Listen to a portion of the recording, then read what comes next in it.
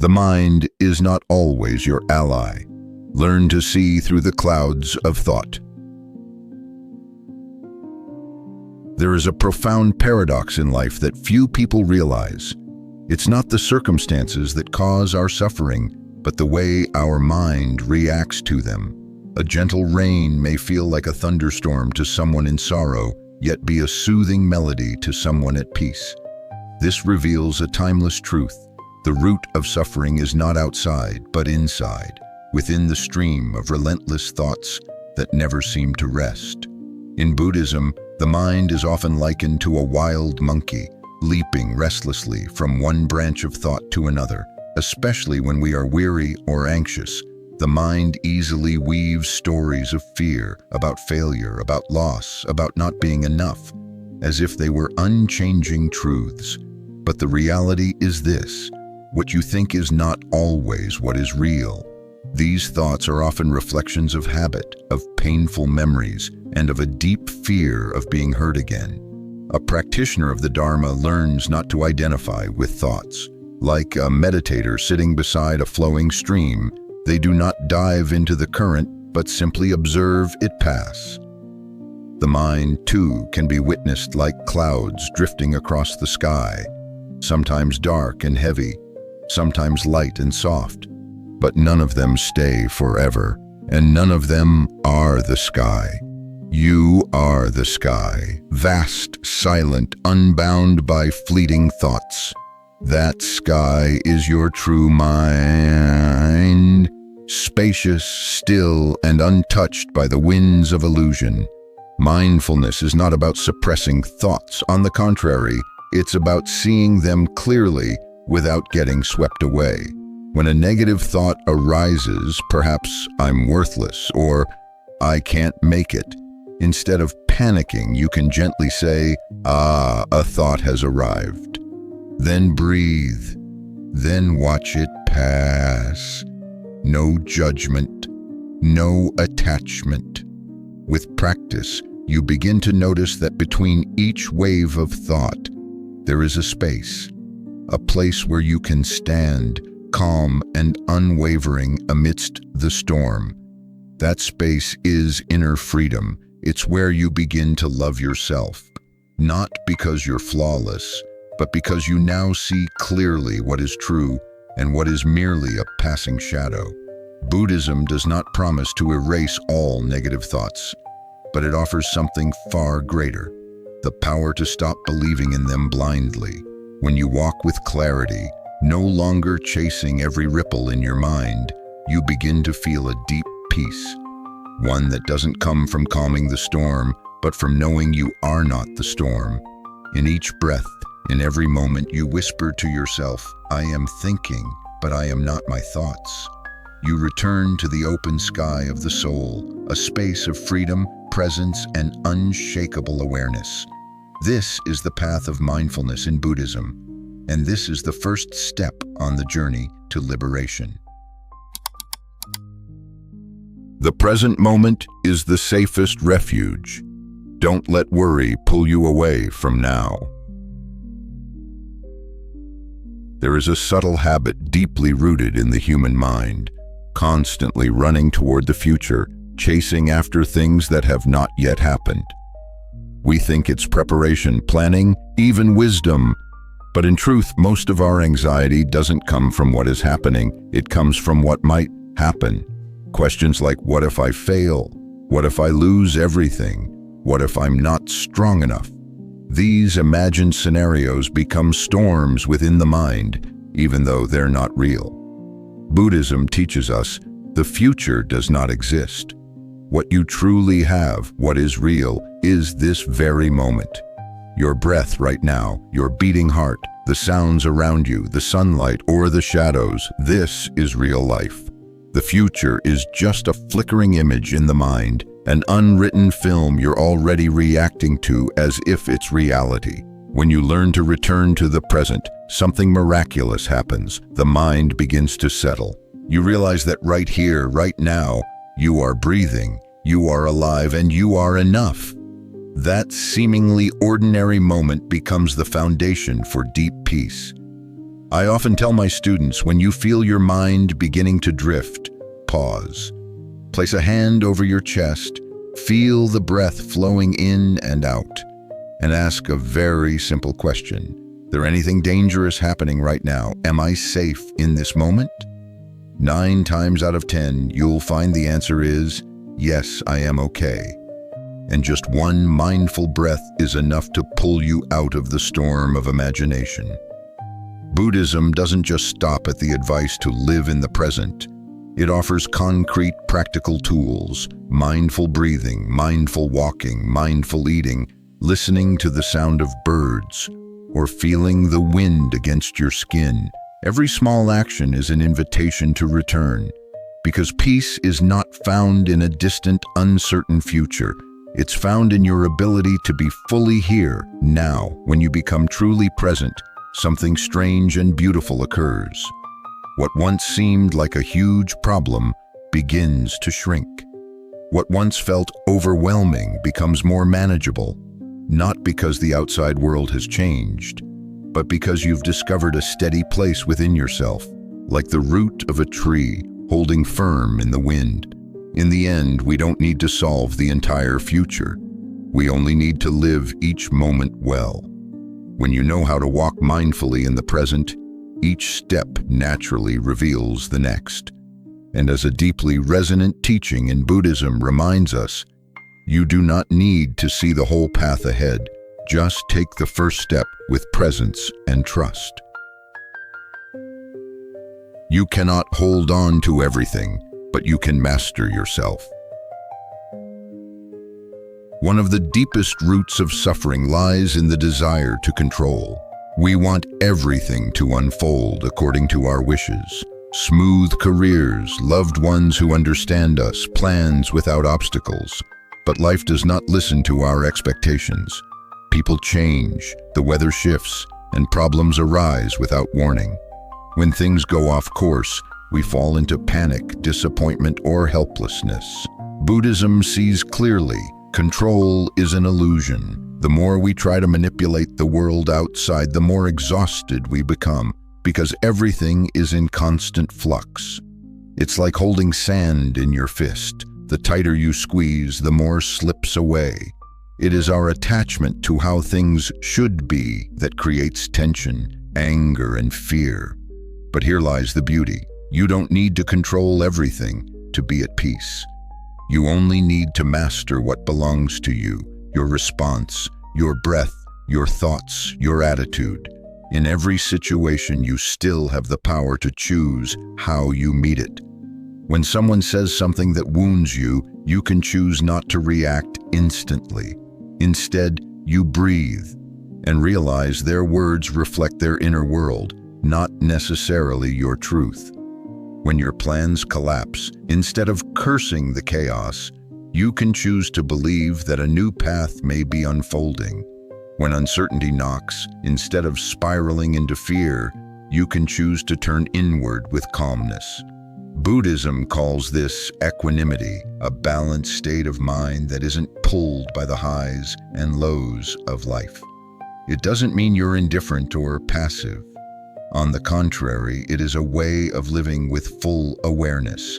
You still act, still care, but are no longer enslaved by outcomes.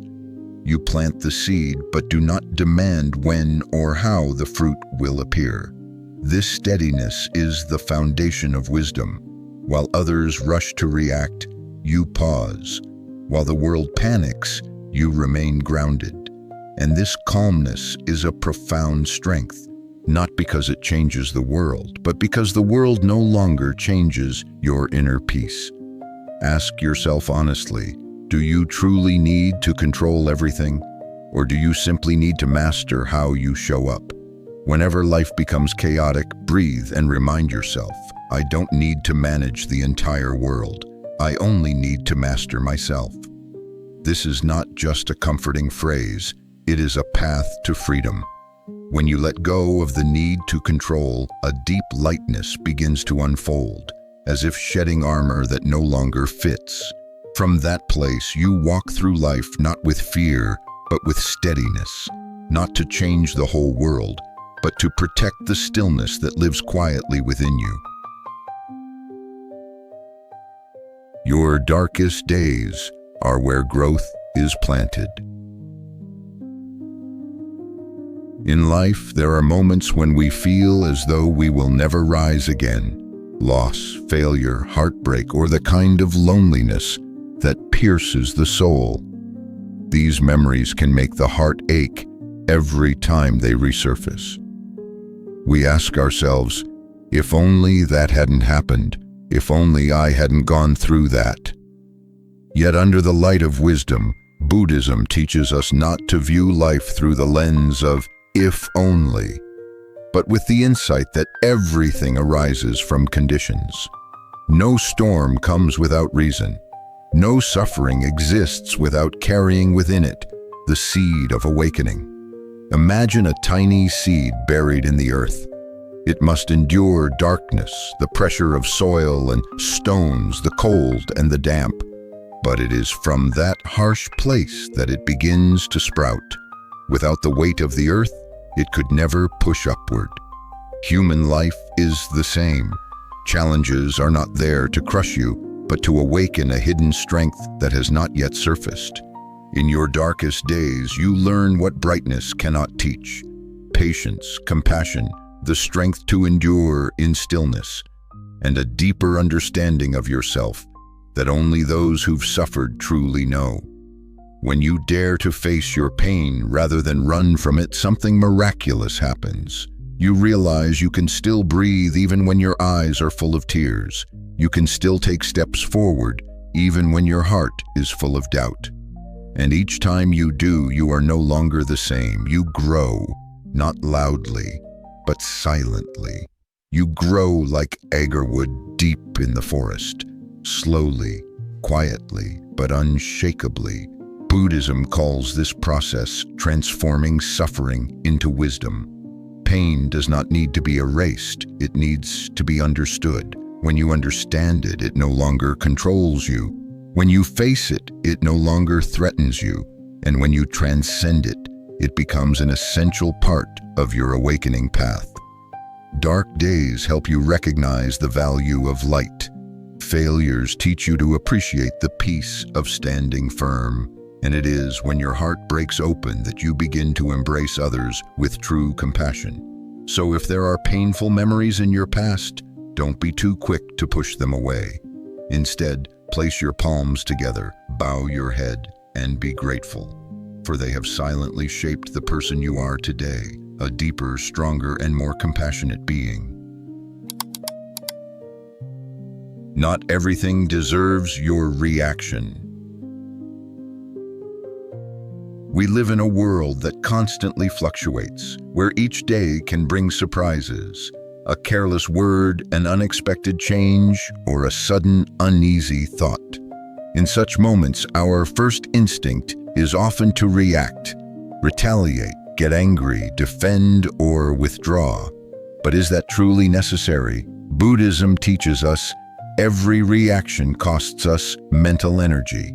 If you respond to every criticism, every minor disruption, every rise and fall of emotion, you will soon feel depleted, like a still lake disturbed by a single pebble. If its surface is already unsettled, the ripples only grow wider, taking longer to fade. The human mind is the same. When it's already burdened with tension, fear, or unresolved pain, even the smallest trigger can stir up a storm of emotion. But when you cultivate a steady inner presence, small disturbances no longer shake you. Not because you are indifferent, but because you've learned to choose what truly deserves your attention. Remember, not everything that comes your way requires a response. When someone offends you, you don't have to strike back. When plans suddenly change, you don't need to panic. When your inner voice begins replaying old judgments, I'm not good enough, I failed again, you can smile gently and say, that voice again. Then return to the breath. Each time you choose not to react, you preserve your own peace. You are no longer ruled by external circumstances, but are responding from a deeper place, where you can choose silence over argument, choose patience over irritation, choose listening over interruption. And in these quiet choices, you begin to recover something precious, your own inner sovereignty. Practice this with small things. When you're disturbed, breathe instead of frowning. When you hear something negative, step back and ask if it's truly worth your energy. Often, silence is the most compassionate response for the other and for yourself. Choosing not to react is not weakness. On the contrary, it is the expression of wisdom and compassion. Only when you are strong within can you stop needing to prove yourself to the world. So next time your mind begins to stir, remember this: not everything deserves my reaction.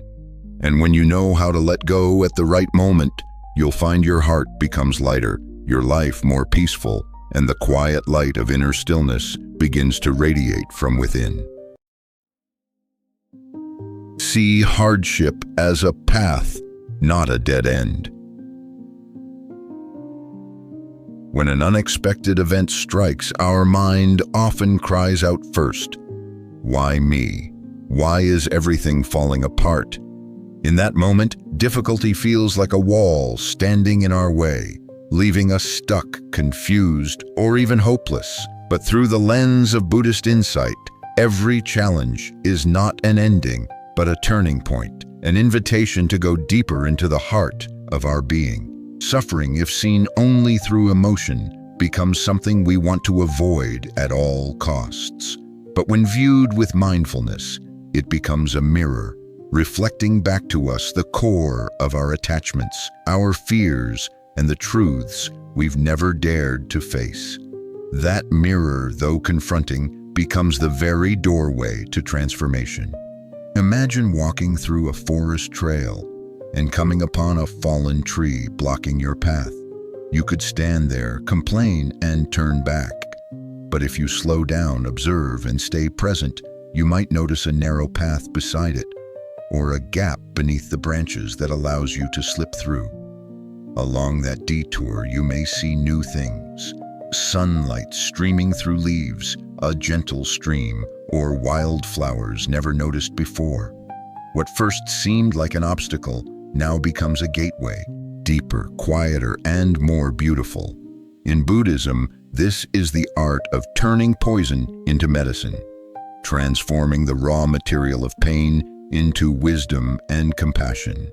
But that alchemy doesn't happen if we stay stuck in blame or wish things had gone our way. It begins when we pause, take a deep breath, and ask, "What is this moment teaching me?" Perhaps it's a lesson in letting go, perhaps a chance to learn patience, or a reminder that we've drifted too far from our authentic self. What we once labeled as failure may simply be life nudging us onto a path more aligned with our inner truth, where healing happens, where love deepens, where inner light begins to shine. This journey is not easy. It demands courage, the courage to face discomfort, stop pointing fingers, and begin listening deeply. But when you practice long enough, you begin to see no challenge is meaningless. Every wound is a door, every fall is a place to turn inward, and every detour holds a myriad teaching you would have missed on a straight road. So next time you find yourself in the middle of a storm, don't rush to ask, "How do I escape this?" Instead, quietly ask, "What path is unfolding within this very difficulty?" Because sometimes what appears to be a dead end is really a hidden doorway guiding you closer to true peace and timeless wisdom. Faith, the medicine that calms deep fear. There are moments in life when you stand at a crossroads, unable to see what lies ahead. Everything feels uncertain, your heart is heavy, and the mind becomes like a panicked child, grasping for something to hold on to. In that moment, fear wraps around you like a shadow, shapeless yet powerful enough to make your spirit tremble. What can help you stay grounded in such darkness? The answer lies in a profound quality that Buddhism calls saddha, Faith. But this is not blind belief in something external. It is trust, nurtured through lived experience, through the quiet strength that carried you through before, through the small light you kept burning in your heart, even when all the lamps around you had gone out. Fear often arises when the mind tries to predict a future it cannot control. What if I fail? What if things get worse? What if I'm not strong enough to get through this? These questions are the mind's way of writing shadowy scripts, projecting them onto the screen of imagination, then sitting down to watch its own horror film. Faith is the act of turning off that film, not because you know how the story ends, but because you choose to take the next step, quietly and with trust. Think back to a time in your life when you thought you couldn't go on, a deep wound, a loss you thought would break you, and yet somehow you kept moving forward. You kept breathing, kept living, and eventually smiled again. Those memories are proof that something inside you is stronger than fear, a flame that flickers but never dies. Buddhism teaches that all things are impermanent. Everything changes, fear, pain, even the most difficult situations. No storm lasts forever. Faith allows you to stand in the rain without closing your heart, because you know the clouds will eventually part and the sky will shine again. Faith is also nourished by community and the example of others. When you hear stories of monks who faced illness with mindfulness, or ordinary people who found peace amidst loss, the seed of faith in your heart is watered. You whisper to yourself, if they could do it, maybe I can too. In the end, faith is not waiting for a miracle. It is the decision to keep practicing. Whether it's a mindful breath, a conscious step, or a kind act in a chaotic day, every time you choose presence over panic, you build a bridge from fear to peace. And over time, that bridge becomes so strong, no wind can shake it. So when fear visits, don't push it away.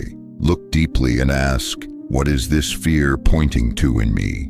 Maybe it reveals a longing for love, a wound yet to heal, or a forgotten dream. And faith, in its quiet, gentle way, will help you step forward, still trembling, but no longer turning back. Closing words, returning to the timeless peace within. Life never stops changing. It carries us through seasons of sunlight and sudden storms. At times we find ourselves lost in a web of thoughts, unnamed emotions, and worries about a future that hasn't even formed. But if there is one thing Buddhism has gently and consistently taught us, it is this: peace is not found by perfecting the world outside. It is found in learning to befriend ourselves, even amidst all that remains imperfect. These 7 teachings are not lofty philosophies, but small lanterns, meant to guide us through the darker corners of our inner world.